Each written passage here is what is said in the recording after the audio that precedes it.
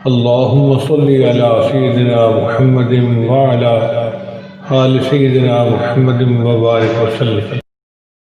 بسم اللہ الرحمن الرحیم. الحمد للہ رب العالمین والصلاة والسلام علی رسولہ الکریم وعلی آلہ واصحابہ اجمعین، اما بعد. دیکھو، انسان کی اندر جو عادتیں ہیں، بری عادتیں ہیں، اس کی اصلاح، صفات رذیلہ کی اصلاح، اس کے بارے میں گفتگو ہوگی. حضرت والا نے ارشاد فرمایا، اگر یہ شبہ ہو کہ جبلت تو کسی کی بدل نہیں سکتی، جبلت مانا عادت، اگر یہ شبہ ہو کہ عادت تو کسی کی بدل نہیں سکتی، پھر جبلی صفات رذیلہ کی اصلاح کیوں کر ہو سکتی؟ تو یعنی ایک انسان کے اندر بری عادت ہے، جبلی صفات رذیلہ کی اصلاح کیوں کر ہو سکتی ہے؟ تو خوب سمجھ لو کہ مادہ جبلی ہوتا ہے مگر فعل اختیار میں ہے. یہ طبیعت میں ہے. اللہ تعالیٰ نے انسان کے اندر کچھ چیزیں رکھی ہے، لیکن وہ اختیار میں ہے. اگر چاہے تو اس بری چیز کو نکال سکتا ہے، دبا سکتا ہے، مگر اس کو کہتے ہیں فعل اختیار میں. پس مادہ بے شک زائل نہیں ہوتا مگر اس کے مقتضا پر عمل کرنا نہ کرنا اختیار میں، اور اسی کا انسان مکلف ہے.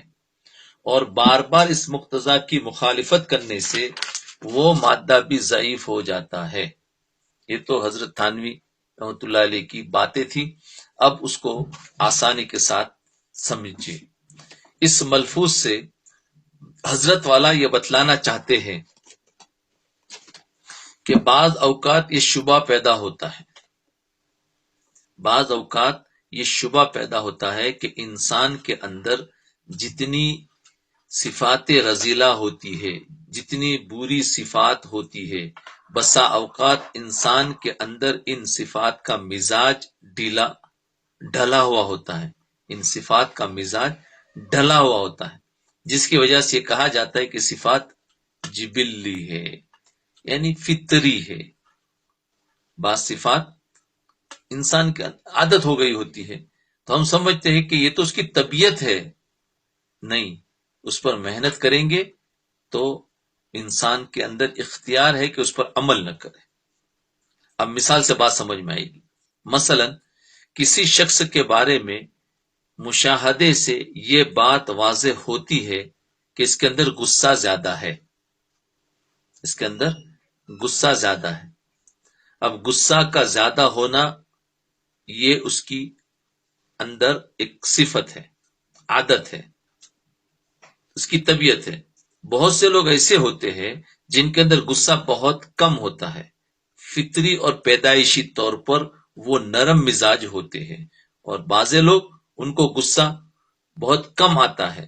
اور بعض افراد ایسے ہوتے ہیں جن کے اندر پیدائشی اور طبعی طور پر غصہ زیادہ ہوتا ہے. تو جبلی کا معنی ہے پیدائشی، طبعی طور پر وہ غصہ ور آدمی ہے. تو اس کی طبعی صفت اس کو کہتے ہیں. اسی کو یہ تھوڑا ہارڈ جملہ ہے جس کو جبلی صفت کہتے ہیں، لیکن اگر آسان الفاظ میں اس کی طبیعت ہے، اس کی پیدائشی ہے، جو کبھی زائل نہ ہو. وہ صفت انسان کے اپنے اختیار سے باہر ہوتی ہے. اب سوال یہ ہے کہ وہ صفت کیسے زائل ہو جو اس کے اندر آ گئی ہے، پیدائشی ہے، تو وہ کیسے ختم ہو سکتی ہے؟ ایک سوال پیدا ہوتا ہے. تو اس کو انسان کیسے ختم کرے؟ یہ ایک شبہ اور ایک سوال تھا. تو حضرت والا اس کا جواب دے رہے ہیں کہ یہ بات خوب اچھی طرح سمجھ لو کہ ان صفات کو بذات خود زائل کرنے کا انسان مکلف نہیں، بلکہ انسان اس بات کا مکلف ہے کہ ان صفات، جو برے صفات فطری طور پر جو ناجائز تقاضے دل میں پیدا ہوتے ہیں، ان تقاضوں پر اپنے اعضاء اور جوارح سے عمل نہ کرے، اور یہ انسان کے اختیار میں ہے۔ جیسے غصہ کا آنا یہ انسان کی فطرت ہے، لیکن اب غصہ کا استعمال کرنا یہ انسان کے اختیار میں ہے، کہیں کرے کہیں نہ کرے۔ ایسا ہے ہی نہیں کہ غصہ کا استعمال کرے، یعنی یہ تو یعنی روک ہی نہیں سکتا، ایسا نہیں، یہ اختیاری عمل۔ غصہ کا آنا یہ اختیاری نہیں ہے۔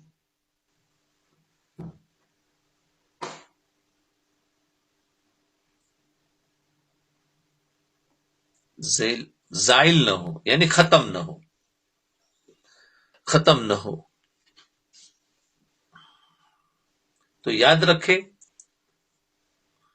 سوال سمجھو کہ ایک چیز انسان کی فطرت میں رکھی ہے، برائی، کیونکہ انسان تو ویسے ہی برا پیدا ہوا، جھگڑالو ہے، اور انسان جلد باز ہے، اور انسان کے اندر طرح طرح کی صفات بری ہے۔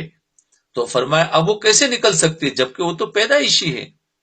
تو حضرت فرما رہے ہیں کہ اس کو زائل کرنے کا انسان، یعنی اس کو ختم کرنا یہ ہمارے ذمے نہیں ہے، لیکن اس کے اوپر عمل نہ کرنا یہ ہمارے اختیار میں ہے۔ کہ انسان محنت کرے گا تو اس کے اندر وہ ایمانی پاور آئے گا کہ ان برائی کے اوپر اس کا نفس ابھارے گا، لیکن انسان اس پر عمل نہیں کرے گا۔ غصہ آئے گا تو غصے پر عمل نہیں کرے گا، جھگڑا کرنے کے لیے شروع کرے گا، اس پر عمل نہیں کرے گا، جھگڑے کو مٹا دے گا۔ تکبر اس انسان کے اندر رکھا ہے، وہ اس میں تواضع کرے گا، جھک جائے گا۔ تو یہ چیزیں ہو سکتی ہے، یہ اختیار میں، نکالنا نہ نکالنا۔ مثلا اگر کسی شخص میں غصہ زیادہ ہے تو یہ اس کے اختیار میں نہیں کہ وہ غصہ بالکل ختم ہو جائے، یہ تو اختیار میں بالکل نہیں۔ وہ غصہ تو ایک اس کی صفت ہے، ایک اس کی عادت ہے جو ختم نہیں ہو سکتی، وہ تو باقی رہے گی، لیکن اس انسان کے اختیار میں یہ ہے کہ جب غصہ آئے تو اس غصے کا کوئی غیر شرعی مظاہرہ اپنے ہاتھ اور زبان سے نہ کرے، یعنی شریعت کے خلاف کوئی کام اپنے ہاتھ یا زبان سے نہ کرے۔ اس کا یہ مکلف ہے، بس انسان اس کا مکلف اور یہ اختیار میں ہے۔ باقی یہ سوچو کہ مجھے غصہ کیوں آتا ہے اور کیوں ختم نہیں ہوتا ہے، یہ اس پر نہ جاؤ، یہ تو آئے گا۔ ہاں، محنت کرنے سے یہ فائدہ ہوگا کہ غصہ اب جو لوگوں پر نکالتے تھے ہاتھ سے، زبان سے، اب اس پر کنٹرول ہو جائے گا، یہ اختیار میں ہے۔ بہت سے لوگ یہی ہوتا ہے کہ بھئی ہمارے سے یہ چیز تو جاتی ہی نہیں ہے، تو جانے کا مطلب کہتے ہیں کہ بالکل ختم ہو جائے نا، اب کچھ بھی ہو جائے غصہ آوے ہی نہیں، یہ تو آئے گا، غصہ منتقل ہوگا، پہلے دوسروں پر آتا تھا، اب اپنے اوپر آئے گا، کیونکہ اب اپنے عیب نظر آ رہے ہیں، اپنے اوپر غصہ آ رہا ہے۔ تو یہ غصہ یہیں کہیں نہ کہیں ہوگا، دین کے خلاف ہوگا۔ پہلے دین پر غصہ آتا تھا، اب دین کے خلاف کوئی کام کرے تو غصہ آتا ہے۔ تو یہ ہے، تو غصہ جو ہے وہ پھر شرعی جگہ پر استعمال ہوگا، پہلے غیر شریعت میں استعمال ہو رہا تھا۔ اسی وجہ سے غصہ کا آنا بھی کوئی گناہ نہیں، اور اس سے مقتضا پر عمل کرنا بھی ہمیشہ گناہ نہیں ہوتا، لیکن غصہ کے مقتضا پر عمل کرنا اس وقت جبکہ وہ غصہ بے محل ہو، شریعت کے خلاف ہو، یہ گناہ ہے۔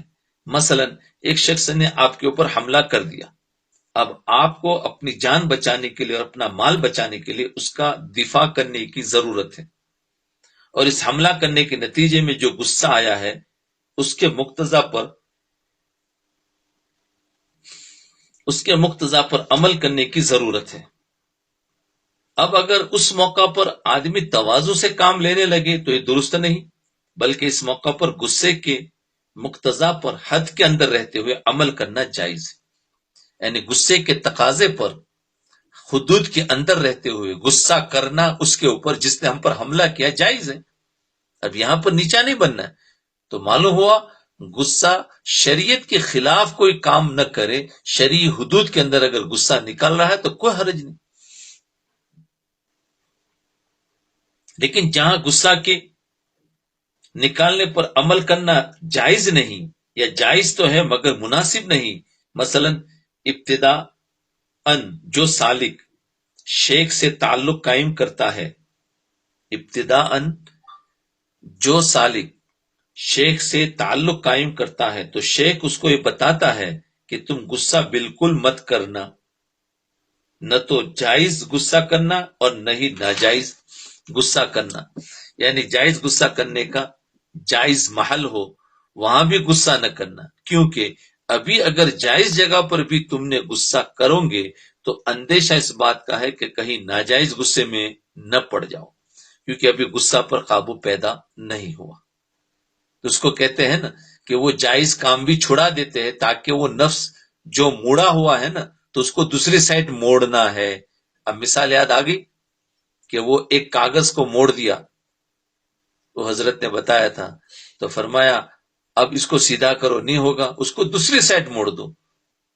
تو وہ کہتے ہیں حالانکہ غصہ کرنا جہاں جائز ہے، شریعت ہے، فرمایا وہاں پر بھی نہیں کرنا، اس کو جائز غصے سے بھی روک دیا تاکہ اس کے غصے کے اندر بیلنس آ جائے، سیدھا ہو جائے۔ تو اندیشہ اس بات کا ہے کہ کہیں ناجائز غصے میں نہ پڑ جائے، کیونکہ ابھی غصہ پر قابو پیدا نہیں ہوا ہے، اس لیے شیخ کہتا ہے کہ تم غصہ بالکل مت کرو۔ اب اس سالک کے لیے جائز محل میں غصہ کرنا جائز تو ہے، لیکن غصے پر ضبط کی تربیت کے لحاظ سے، یعنی اس پر پکڑ کی تربیت کے لحاظ سے مناسب نہیں، اسی لیے شیخ نے غصہ کرنے سے منع کیا۔ جی تو تو یہ دیکھا انسان کے اندر بعض برے صفات اللہ نے جو رکھے ہیں تو فرمایا وہ بھی مٹانا ہے۔ اب وہ بالکل مٹیں گے نہیں، لیکن اس کے تقاضے پر عمل نہیں کرے تو اس کے لیے محنت جب ہوگی، اصلاح ہوگی تو انسان کنٹرول کر لے گا۔ جیسے غصہ ہے، اب غصہ کو کنٹرول کرنا، وہ شیخ سے تعلق رکھے گا، ذکر و اذکار کرے گا، حالات بتائے گا اور اس کے مطابق وہ چلے گا تو اس کے غصے کے اندر کنٹرول آ جائے گا۔ بہرحال غصہ کا آنا کوئی مذموم نہیں، کوئی برا نہیں ہے، لیکن غصہ آنے کے بعد اس غصے کے تقاضے پر عمل کرنا بسا اوقات برا ہے۔ مثلا غصہ آیا اور دل چاہا کہ فلاں کو ایک تھپڑ کھینچ کر مارو، اور تھپڑ مار بھی دیا، حالانکہ ماننے کا حق نہیں تھا، یا ماننے کا حق تو تھا لیکن جتنا ماننے کا حق تھا اس سے زیادہ مار دیا، اس سے زیادہ مار۔ یہ ہے غصے کے تقاضے پر ناجائز عمل، اور یہ گناہ ہے۔ دیکھا یہ ناجائز ہو گیا، حد سے آگے بڑھ گئے تو برا۔ تو یہ ہے کہ فرمائے گناہ، لہذا جب غصہ آیا تھا اور اس کے نتیجے میں دل میں جو ہیجان پیدا ہوا تھا، جو کیفیت پیدا ہوئی تھی، اس ہیجان کے پیدا ہونے پر، اس کیفیت کے پیدا ہونے پر کوئی مواخذہ نہیں۔ غصہ آنے کے بعد ایک دل میں ایک بے چینی پیدا ہوتی ہے نا، تو فرمایا اس پر کوئی پکڑ نہیں، غصہ چاہے اندر کتنا بھی آیا ہو اس پر کوئی پکڑ نہیں۔ اب دیکھو بعض مرتبہ کوئی تمہیں کچھ جملہ بول دیا، اندر سے اتنے غصے میں ہے، آنکھیں اور سب کچھ ہوگا لیکن زبان ابھی تک خاموش ہے، ہاتھ کنٹرول میں ہے، تو فرمایا اس پر کوئی پکڑ نہیں، وہ ہیجان کوئی گناہ نہیں، یعنی وہ کیفیت کوئی گناہ نہیں، لیکن اس کیفیت پر جو مظاہرہ کیا کہ آپ نے مار دیا یا آپ نے زبان کھول دی، مظاہرہ کیا کہ زور سے تھپڑ مار دیا یا اس کو زبان کھول دیا، اب یہ گناہ ہو گئے۔ یہ بھی بہت سے کے سوالات ہیں کہ ہمارے اندر ابھی تک وہ چیزیں نکل نہیں رہی ہے، تو میں نے کہا بھائی یہ تو اندر اندر آ رہا ہے، یہ تو انسان کے اختیار میں نہیں ہے، یہ آئے گا، انسان کو بنایا ہی ایسا ہے، لیکن اس کو کنٹرول کر رہا ہے تو بس یہی کافی ہے، اس پر کوئی پکڑ نہیں۔ اندر اندر کتنا بھی غصہ ہے اور اندر اندر چاہے کتنا ہی گالیاں بول دو، اندر ہی اندر خود ہی بخود سارے پلاننگ بنا رہے، تو اس پر کوئی پکڑ نہیں۔ ہاں پلاننگ کا اظہار ہو گیا، کہیں غیبت کی شکل میں، کہیں زبان کی شکل میں، کہیں تکلیف دینے کی، کہیں ہاتھ سے، تو یہ سارا کا سارا پھر گناہ ہو جاتا ہے۔ اللہ اکبر۔ مثلا ایک استاد کو یہ حق تھا کہ وہ اپنے شاگرد کو تعدیباً یعنی ادب کے لیے، تربیت کے لیے مار لے، ایک استاد کو حق ہے، لیکن اس کو صرف یہ حق تھا کہ وہ تعدیباً یعنی تربیت کے لیے اتنا مارے جس میں الام اور تکلیف نہ ہو، اس کو کوئی تکلیف نہ ہو، اس سے زیادہ ماننا جائز نہیں تھا۔ ایک استاد کو اتنا تو، لیکن جب استاد کو غصہ آیا تو اس کے نتیجے میں اس نے شاگرد کو اتنا مار دیا کہ اس کے بدن پر نشان پڑ گئے اور اس شاگرد کو حد سے زیادہ تکلیف پہنچ گئی، تو یہ حرام کا ارتکاب ہوا، تو یہ حرام ہوا، گناہ کبیرہ ہو گیا، اور یہ ایسا حرام ہے کہ اس کی معافی بھی آسان نہیں، یہ ایسا حرام ہے کہ اس کی معافی بھی آسان نہیں، کیونکہ بسا اوقات وہ شاگرد نابالغ بھی ہوتا، بچہ ہے، جو اگر معاف کر بھی دے تو بھی معاف نہیں ہوتا۔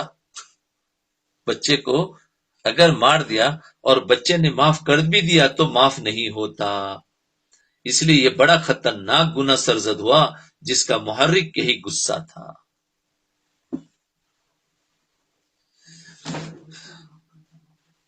ہاں، کیونکہ بچہ مکلف نہیں ہے تو اس کی معافی سے کچھ نہیں۔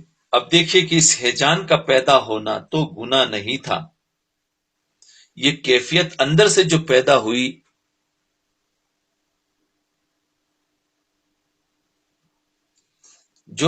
کیفیت جو پیدا ہوئی تو وہ گناہ نہیں تھا، لیکن اس کیفیت کے آنے پر بچے کو زور سے ڈنڈی مار دی، اب یہ گناہ ہو گیا، یہ حرام فعل ہو گیا، لہذا اس کیفیت کے مقتضے پر عمل کرنا حرام ہے، ماں باپ کو بھی نہیں مارنا ہے۔ جی، تعدیباً حدود کے اندر جو ہو سکے، باقی ویسے غصہ آ گیا اور اندر سے پھر اس کو بہت ہی زیادہ بچے کو تڑپا دیتے ہیں، او ہو بازے تو ماں باپ ہی اتنا مار دیتے، بولے ہمارا بچہ ہے، ہمیں کیا ہے، ہم اس کو یہ ٹھیک نہیں ہے، اس سے بچہ زیادہ نافرمان ہوتا ہے۔ جی، اسی لیے تو یو کے والوں کے دیکھو اصول بنا دیے، بچے کو مارو کمپلینٹ کرو، یہ تو شریعت نے پہلے سے ہی کہہ دیا ہے۔ ہاں، تو وہ ان لوگوں کے لیے جو غصے میں بہت زیادہ کرتے ہیں، تو بچوں کی تربیت ہے۔ اب انہوں نے حد سے ایسا کر دیا کہ اب بچہ ہمارے ہاتھ میں ہی نہیں، ان کا ہو گیا، تو یہ حدود ہے، تو شرعی حدود پر جب عمل کریں گے تو یہ سب سے بڑا کوئی پرابلم ہی نہیں ہوگا، چاہے قانون کتنے بھی بن جاوے، اس سے گھبرانا ہی نہیں ہے۔ تو فرمایا تو اس مقتضا پر عمل کرنا نہ کرنا اختیار میں ہے۔ دیکھیے، غصہ آنا نہ آنا اختیار میں نہیں، کیونکہ وہ تو انسان کی عادت ہے، لیکن مارنا نہ مارنا اختیار میں ہے۔ بس یہی امتحان ہے کہ جب غصہ آیا تو اس غصے کے مقتضے پر عمل کیا یا نہیں۔ اگر عمل کر لیا تو اس کا مطلب یہ ہے کہ اس نفس کے آگے آپ نے ہتھیار ڈال دیے، لیکن اگر نفس کے آگے ڈٹ گیا اور یہ تہیہ کر لیا کہ چاہے کتنا بھی غصہ آئے لیکن نہیں ماروں گا، تو بس اس نے غصے پر قابو پا لیا۔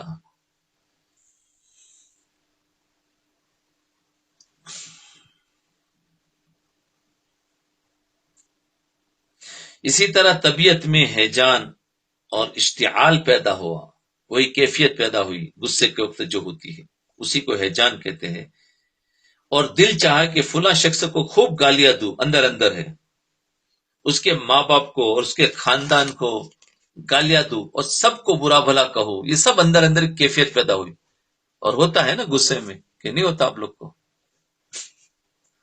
جی، یہ انسان کو ہوتا ہے، لیکن یہ سوچا کہ حضور اقدس صلی اللہ علیہ وسلم نے اس سے منع فرمایا ہے اور اپنے آپ کو برا بھلا کہنے سے روک لیا، یہ روکنا اس کے اختیار میں تھا، تو اس روکنے پر اس کو اجر ملے گا، تو روکنے پر اس کو اجر ملے گا۔ قرآن کریم میں ارشاد ہے وَالْكَاظِمِينَ الْغَيْظَ وَالْعَافِينَ عَنِ النَّاسِ، بہرحال جتنے رذائل جبلیہ یعنی عادتیں، ان کا زائل کرنا چونکہ انسان کے اختیار میں نہیں، انسان کے اندر جتنی بری عادت ہے وہ بالکل ختم ہو جائے، یہ ہمارے اختیار میں نہیں ہے۔ اس کو میں مثال دیتا ہوں جیسے موبائل کے اندر کمپنی جو چیزیں اندر بناتی ہے اس کو تم ڈیلیٹ نہیں کر سکتے، باقی دوسرا ایکسٹرا جو آ رہا ہے اس کو نکال سکتے ہو. ایسے ہی اللہ تعالیٰ نے انسان کے اندر کچھ برائیاں رکھی ہے، وہ ختم نہیں ہوگی، لیکن اس کے تقاضے پر عمل نہیں کرنا ہے. وہ عمل نہ کرنے کی ایک طاقت پیدا کرنا ہے، اسی کا نام ایمان کی طاقت ہے. اس لیے ان کو زائل کرنے کا انسان مکلف بھی نہیں، بس انسان اس بات کا مکلف ہے کہ یعنی ذمہ دار ہے کہ ان جبلی صفات کو اپنے اختیار سے بے محل استعمال نہ کرے. یہ ہے اصلاح. اصلاح کا مطلب یہ نہیں کہ اب غصہ ختم ہو گیا، یہ نہیں کہ اب بدگمانی ختم، وہ ہے، لیکن وہ ذکر و اذکار سے جو پاور آیا ہے، اپنی اصلاح کرایا ہے، پوچھ پوچھ کر جو چلے ہے، اس کے اندر ایک پاور آیا، ایک ایمان بنا ہے، دعوت تبلیغ کی محنت کی ہے، اس کے ایک ایمان بنا ہے. اس ایمان کی وجہ سے اب اس کے اندر اس کو کنٹرول کرنا آسان ہو گیا. بدگمانی تو آئے گی لیکن اب اس کو حسن زن سے بدل دیتا ہے. حسد تو آئے گا لیکن اب حسد کو نکال رہا ہے. تو یہی تو مجاہدہ ہے. اس مجاہدے پر اللہ ہدایت دیتے ہیں. غصہ تو آئے گا لیکن غصے کو کنٹرول کیا، نگاہ اٹھے گی لیکن اب اس کو جھکا رہا ہے. تو اب دیکھو سارے طبیعتیں وہ چیزیں ہے، وہ گئی نہیں ہے، لیکن اس کے مقتضا پر اب عمل نہیں کر رہا ہے. تو اس عمل نہ کرنے میں اس کو جو مجاہدہ ہو رہا ہے، اس مجاہدے پر اس کو ہدایت مل رہی ہے، اس کو قرب مل رہا ہے، درجات مل رہے. تو دیکھو حسد ایک فطری جذبہ ہے. حسد ایک فطری جذبہ ایک انسان کے اندر ہے. اسی طرح حسد ایک فطری اور جبلی جذبہ ہے جس کے معنی ہے، ابھی غصے کے بارے میں بات بتائی تھی، اب حسد کے بارے میں دیکھو. تو پہلے بات گئی شہوت کے بارے میں، وہ تو کئی دنوں پہلے گئی. ابھی پھر غصے کے بارے میں، کیونکہ پہلا جو سبق ہے لطیفہ قلب، اس کے ذریعے سے شہوت دور ہوگی خواہشات پر، اور دوسرا جو سبق ہے وہ لطیفہ روح، اس کے اندر غصے کی بیماری دور ہوگی. غصے کی بیماری دور کا مطلب غصہ ختم نہیں ہوگا، غصے پر کنٹرول آ جائے گا. یہ ہے. تو یہ غصے کی بیماری لطیفہ روح پر، یہ دوسرا سبق ہے. اور تیسرا سبق پر جو ہے وہ حسد کی بیماری دور ہوگی. تو اسی طرح حسد ایک فطری اور انسان کی طبیعت میں ہے، جس کے معنی میں ہے کہ کسی شخص کے پاس کوئی نعمت دیکھ کر ہمارے دل میں اس بات کا داعیہ اور خواہش پیدا ہو رہی ہے کہ اس شخص سے نعمت زائل ہو جائے. حسد کس کو کہتے ہیں؟ کہ کسی کی کوئی نعمت دیکھ کر اس کی نعمت زائل ہو جائے، مجھے مل جائے، چاہے مجھے ملے یا نہ ملے، لیکن اس کے پاس نہ رہے. یہ حسد ہے. اس کو یہ نعمت کیوں مل گئی، اس کا بنگلہ اتنا اچھا کیوں بن گیا، اس کو اتنے پیسے کیوں حاصل ہو گئے، اس کو اتنی عزت کیوں مل گئی، اس کو اتنی شہرت کیوں مل گئی، اس کو ایسا ایسا اونچا منصب اور پوسٹ کیوں مل گئی. یہ منصب اس سے اور یہ پوسٹ اس سے چھین جائے. ان خواہشات کا نام حسد ہے. اب بتاؤ یہ حسد ہمارے اندر ہے کہ نہیں ہے؟ سننے والے غور کریں، کیونکہ یہ فطرت ہے، یہ تو ہے، یہ ختم نہیں ہوگی، لیکن اب اس حسد کو نکالنے کی ترتیب ہمیں سوچنا ہے. ورنہ حسد تو کسی کی بھی نعمت دیکھ کر یہ تو ضرور ہوتا ہے کہ کیوں وہ کیوں آگے، میں کیوں نہیں. بس اب اسی میں تو ساری دنیا کا جھگڑا تو یہی ہے. ساری حکومتیں جھگڑتی حسد پر تو جھگڑ رہی ہے. یہودیوں کو حضور صلی اللہ علیہ وسلم کی پیدائش پر کیا ہوا تھا؟ حسد ہوا تھا کہ بنو اسماعیل کے اندر کیوں آئے، یہ بنو اسرائیل میں انبیاء آ رہے تھے، بس حسد ہو گیا. تو حسد میں ہی تو قابل نے حابل کو قتل کیا تھا، حسد ہی کی وجہ سے. اور حسد ہی کی وجہ سے تو شیطان نے آدم علیہ السلام کو جنت سے نکالا اور اس کی تدبیر کی. کیوں کہ شیطان کو نکالا گیا تھا آدم علیہ السلام کو سجدہ نہ کرنے کی وجہ سے تو اس کو حسد ہو گیا تھا. اب وہ حسد نکالا اس نے کہ ان کو بھی نہیں رہنے دوں گا، یہ مجھے بھی نکالا تو میں بھی ان کو نکالوں. اس کو کہتے ہیں حسد. تو یہ دیکھو حسد میں بہت ساری چیزیں ہوئی. تو یہ ساری چیزیں ہوتی ہے، اور یہ نعمت اللہ نے کسی کو کم دی ہے، کسی کو زیادہ دی ہے. تو غیر اختیاری طور پر ان خواہشات کا دل میں پیدا ہو جانا گناہ نہیں. یہ خواہشات جو دل میں آ گئی تو یہ گناہ نہیں ہے. اس کے تقاضے پر عمل کرنا گناہ ہے. مثلا غیر اختیاری طور پر دل میں خواہش پیدا ہوئی کہ فلاں شخص مجھ سے آگے بڑھ گیا، اگر یہ مجھ سے آگے نہ بڑھتا تو اچھا تھا. اب یہ دل میں آیا، خوب اچھی طرح سمجھ لو، اس لیے کہ یہ نازک بات ہے. خوب اچھی طرح سمجھ لو، یہ بہت نازک بات ہے. تو بس دل میں ایک خیال پیدا ہوا کہ یہ دل کے اندر جو پک رہا ہے اس پر کوئی پکڑ نہیں. جی تو حسد تو خوب اچھی طرح سمجھ لے، یہ خواہش جو غیر اختیاری طور پر دل میں پیدا ہو رہی ہے، یہ خواہش جو غیر اختیاری طور پر دل میں پیدا ہو رہی ہے، یہ بذات خود کوئی گناہ نہیں. لیکن جب یہ خواہش پیدا ہوئی تو اس خواہش کو بروئے کار لانے کے لیے، یعنی اس کا اظہار کرنے کے لیے کوئی عمل کر لیا.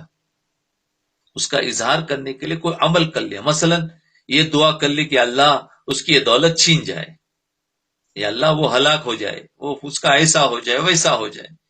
بس یہ گناہ اور حرام کام ہو گیا. اللہ، ہم تو ایسا تو بول ہی دیتے ہیں. تو یہ کام گناہ ہو گیا. اب کون کہتا ہم گناہ نہیں کرتے؟ دیکھو قدم قدم پر گناہ ہوتے ہیں. ہم یہ ساری چیزوں کو جو ہم سبق میں پڑھ رہے ہیں اگر دیکھنے جاؤ تو ہم قدم قدم پر گناہ ہو رہے ہیں، ہر سیکنڈ اور منٹ پر گناہ ہو رہے ہیں.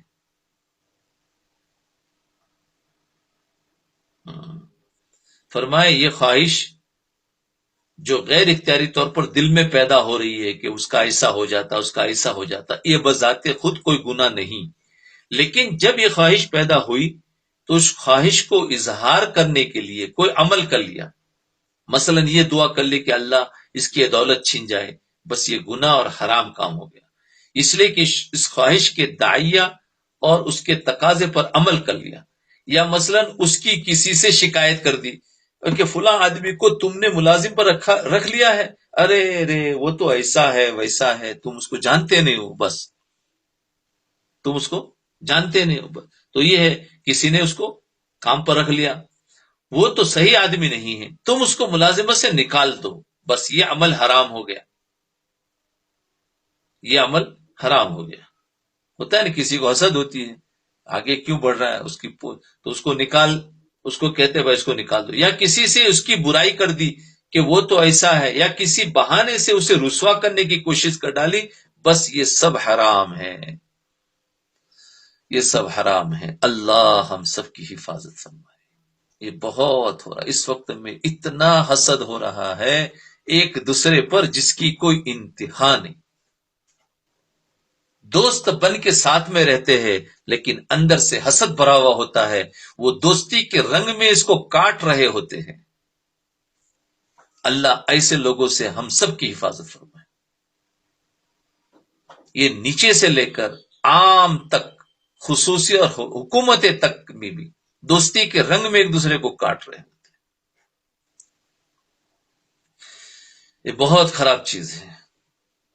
لہذا محض دل میں خواہش کا پیدا ہونا یا کسی کو دولت حاصل ہونے پر دل میں اس کی طرف سے غیر اختیاری طور پر کراہیت کا پیدا ہونا بذات خود حرام نہیں.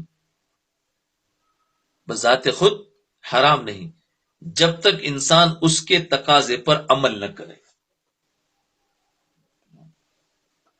جب تک انسان اس کے تقاضے پر عمل نہ کرے.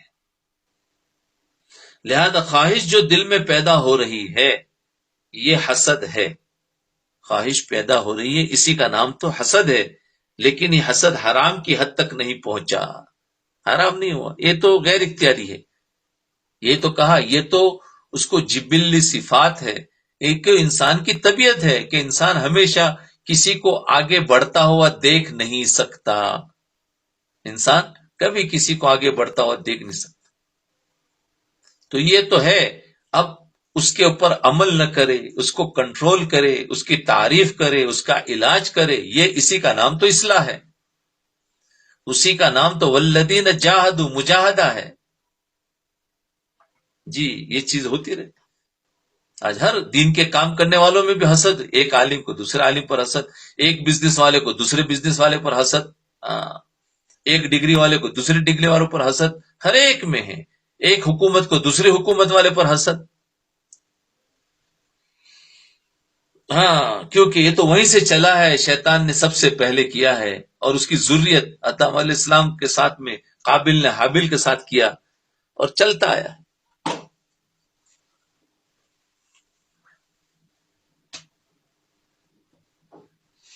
البتہ اس خواہش کا زیادہ عرصے تک دل میں رہنا بڑا خطرناک. دیکھو دل میں خواہش تو آئے گی کہ اس کو کیسے گراؤ اور کس کو کہوں، کیا پلان بناؤ، یہ خواہش ہے. لیکن اب اس کو نکال دو، اس کو رکھو مت. رکھیں گے نا تو یہ پکے گی، بلکہ اس کو نکال دینا.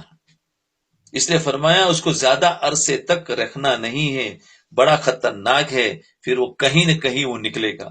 تو خطرناک اس لیے کہ جب زیادہ عرصے تک دل میں خواہش رہے گی نا تو کسی نہ کسی وقت انسان کو ایسے کام پر آمادہ کر دے گی جو حرام ہوگا. اس نے فرمایا آنا، پھر اس کو نکال دو، ختم کر دو.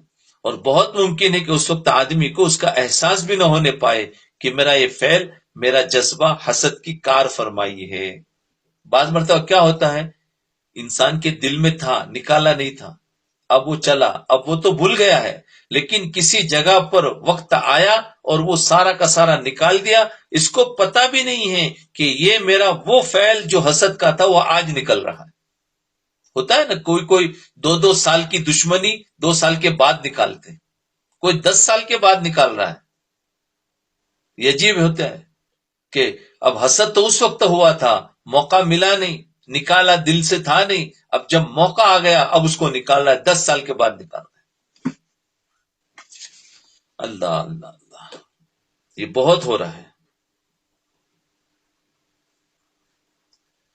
تو یہ بھول جاتا ہے، اس کو پتہ بھی نہیں ہوتا ہے، غیر اختیاری طور پر فرمایا میرا یہ جذبہ حسد کی کار فرمایا. اس لیے اس خواہش کو ختم کرنا بھی ضروری ہے، کیونکہ ابھی تو اس کا زہر نکلا ہوا ہے، لیکن کسی نہ کسی وقت یہ ڈس لے گا. لہذا اس خواہش کی مخالف عمل کرے، اس خواہش کے مخالف عمل کرے. مثلا دل میں تو یہ خواہش پیدا ہو رہی تھی کہ کسی نہ کسی طرح یہ دولت اس سے چھین جائے، لیکن ہاتھ اٹھا کر یہ دعا کرو کہ یا اللہ آپ نے اس کو جو دولت عطا فرمائی ہے اس میں اور زیادہ برکت عطا فرما. دل میں تو یہ خواہش تھی، کیا ہے کہ اس کی یہ دولت چھین جائے. تو اب اس کے مقتضا کو نکالنے کے لیے، اب یہ حسد کو نکالنے کے لیے علاج بتا رہے. تو فرمایا کیا، جب ہاتھ اٹھے تو دل تو چاہ رہا تھا کہ دعا کرو کہ اللہ اس کا مال چھین لے، لیکن اس نے دعا کر دی کہ اللہ اس کو جو دولت عطا فرمائی ہے اس میں اور زیادہ برکت عطا فرما، اس کو اور زیادہ ترقی عطا فرما. اب آپ نے اگر یہ بول دیا نا تو گویا آپ نے حسد کا علاج کر دیا کہ اللہ اور عطا فرما. جس وقت حسد کرنے والا یہ دعا کرے گا اس وقت اس کے دل پر آرے چل جائیں گے. لیکن آرے چلانا ہی مطلوب ہے، اور اسی سے انسان کا درجہ بلند ہوتا ہے، اسی سے وہ ترقی کرتا ہے، اور اس کے روحانی مدارج اس سے بڑھتے ہیں، یعنی روحانی درجات اس سے بڑھتے ہیں. بتاؤ دیکھو کیسا دکھنے میں عمل کیسا ہے، لیکن اس سے جو انسان درجات اور ترقی کرتا ہے وہ بڑے بڑے نوافل والے کام سے بھی ترقی نہیں کر پاتا. یہ فرائض ہے. جی اب دعا کرنے کو جی چاہ رہا ہے اور اس نے دعا کر دیا اللہ اور عطا فرما. حسد کا ایک علاج یہ ہے کہ جس کے بارے میں بھی حسد ہو اس کے لیے دعا کرو یا اللہ کسی کو حسن کے بارے میں اللہ اس کو حسن زیادہ عطا فرما، کسی کو علم گیا اللہ اس کو اور علم عطا فرما، کسی کو مال تو اور مال عطا فرما، کسی کی شہرت اللہ اس سے تو کام اور لے لے. اس کی اچھائیاں سوچے اور اپنی برائیاں سوچے. اور دل میں جو خواہش پیدا ہو رہی تھی، جب اس کے مخالف عمل کرے گا، اس کے اللہ تعالیٰ سے دعا بھی کرے گا، تو اس کا نتیجہ یہ ہوگا کہ رفتہ رفتہ آہستہ آہستہ وہ خواہش بھی کمزور اور ضعیف ہو جائے گی، اور جب کمزور ہو جائے گی تو پھر یہ خطرہ نہیں رہے گا کہ کہیں خواہش اس آدمی کو چت نہ کر دے، اب وہ نہیں نکلے گی۔ کیوں کہ اگر اس نے اس کے لیے دعائیں کر دی تو اب اس کے اندر سے وہ حسد ختم ہو گیا، اب وہ سال 2 سال یا کسی وقت میں نہیں نکلے گا۔ بس تمام رذائل کی اصلاح کا یہی سارا فلسفہ ہے، تمام رذائل کی اصلاح اسی طریقے سے ہوگی۔ اسی لیے کہا جاتا ہے کہ رذائل یعنی بری عادتیں، رذائل کا ازالہ مقصود نہیں کہ ان کو رذائل کا مادہ ہی بالکل ختم ہو جائے، یہ نہیں ہو سکتا اور نہ ہوگا، بلکہ امالہ مقصود ہے، ازالہ نہیں، امالہ ہے۔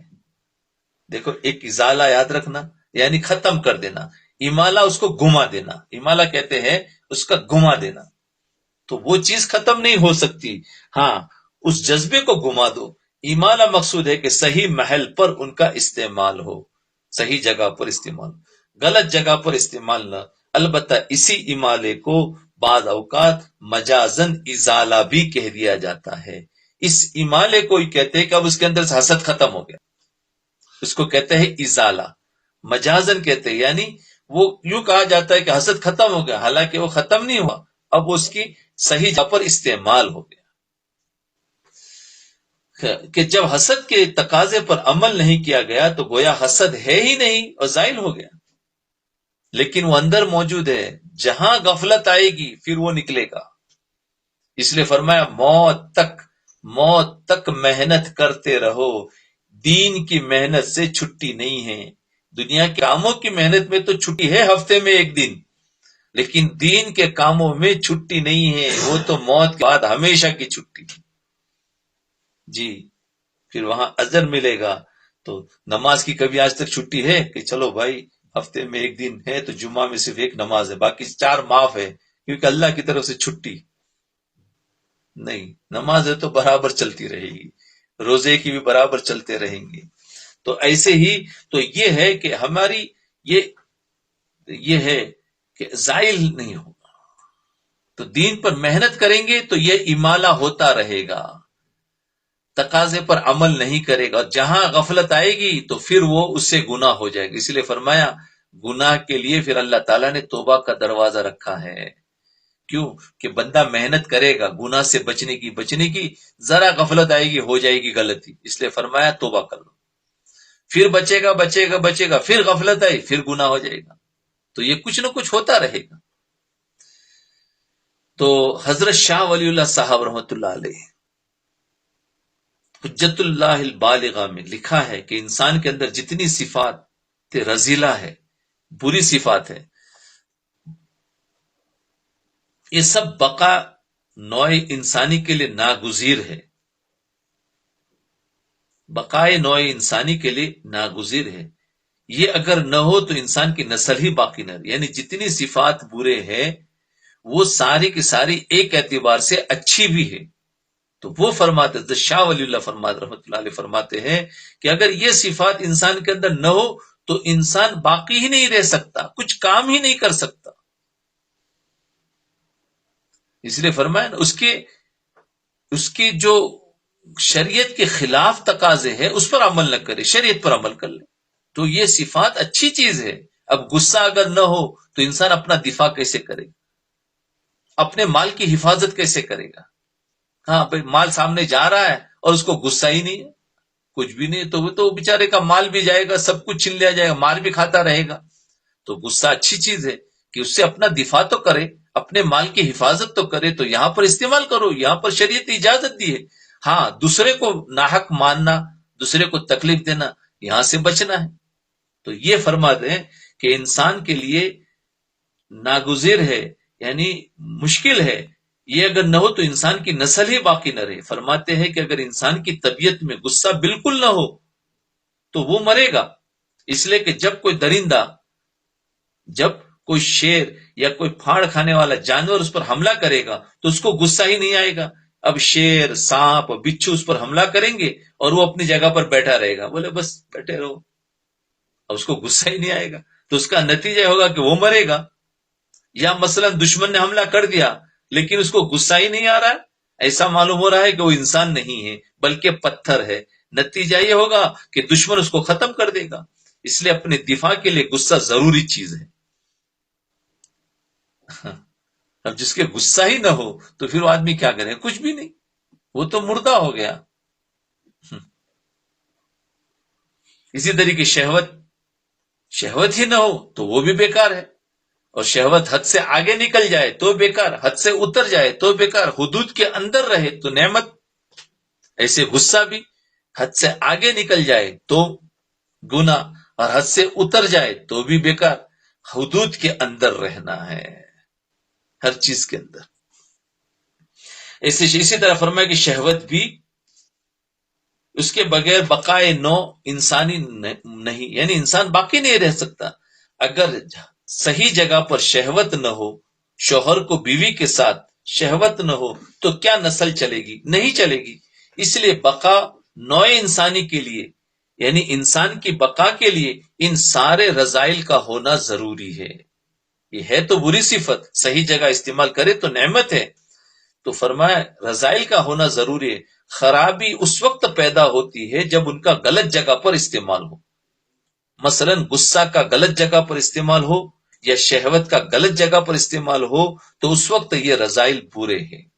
لہذا اصل بات یہ ہے کہ ان رذائل کو زائل نہیں کرنا بلکہ ان کو مائل کرنا ہے، ان کو مائل کرنا ہے اور ان کو قابو میں کرنا ہے تاکہ صحیح جگہ پر ان کا استعمال ہو جائے۔ اس لیے یہ نہ سمجھنا چاہیے کہ فلاں شخص کے اندر غصہ زیادہ ہے، وہ کیسے قابو پائے گا؟ وہ ضرور قابو پائے گا، اس لیے کہ غصہ پر قابو پانا اختیار میں ہے، غصہ کا آنا اختیار میں نہیں۔ لہذا جب غصہ آئے تو اس کو قابو میں کرنے کے لیے وہ طریقے اختیار کرے جو قرآن اور حدیث میں آئے ہیں۔ حدیث شریف میں حضور اقدس صلی اللہ علیہ وسلم نے فرمایا کہ اگر غصے کے وقت تم کھڑے ہو تو بیٹھ جاؤ، اور اگر بیٹھے ہو تو لیٹ جاؤ، کیونکہ غصہ ناری ہے، اور نار آگ کا خاص، یعنی آگ کی خاصیت ہے کہ وہ طالب بلند ہوتی ہے، وہ اوپر جاتی ہے اور اوپر کی طرف جاتی ہے۔ اسی لیے جب انسان کو غصہ آتا ہے تو اگر وہ لیٹا ہوا ہے تو بیٹھ جائے گا، اور اگر بیٹھا ہوا ہے تو کھڑا ہو جائے گا۔ غصہ آتا ہے تو ایسا ہی ہوتا ہے نا، تو اس کے برخلاف کام کرو کہ اگر کھڑے ہو تو بیٹھ جاؤ، اگر بیٹھے ہو تو لیٹ جاؤ تاکہ وہ غصہ ٹھنڈا ہو جائے۔ دوسرا طریقہ حضور صلی اللہ علیہ وسلم نے ایک حدیث میں بیان فرمایا، وہ یہ کہ ٹھنڈا پانی پی لو، یہ بھی غصے کا علاج ہے۔